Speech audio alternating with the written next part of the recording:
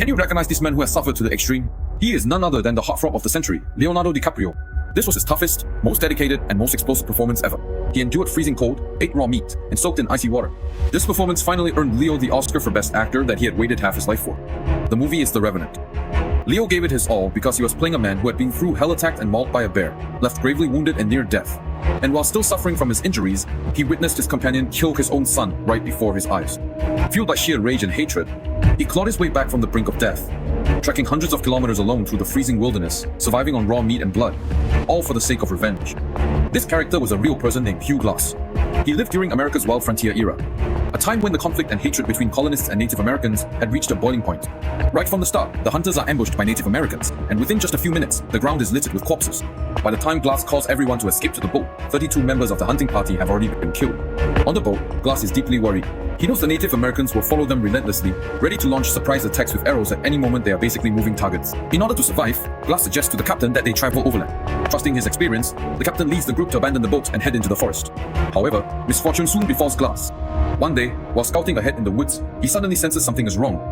When he turns around, he sees a bear charging straight at them. No one hears Glass's agonized screams. He is dragged back and forth, each bite excruciatingly painful. Finally, the bear stops, and he quickly plays dead. The mother bear turns to tend to her cubs, and Glass seizes the chance to grab his gun and fires a shot at her. But this only enrages her. The bear begins to maul, and drag him even more ferociously. This time, she uses all her strength. Glass is too weak to even scream. Fortunately, the bear stops to rest the second time. Taking advantage of the moment, Glass draws his knife. And when the mother bear charges for the third time, he stabs her repeatedly, finally killing her as they both tumble down the cliff. When his teammates find him, everyone is stunned.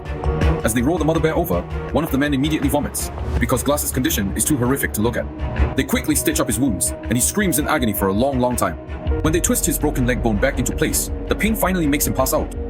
The group can't stay for long, so they have no choice but to carry Glass as they travel. When they reach the frozen land, no matter how much they admire Glass, they can't help but start to resent him. Everyone thinks he will die at any moment, but he stubbornly refuses to die, slowing everyone down.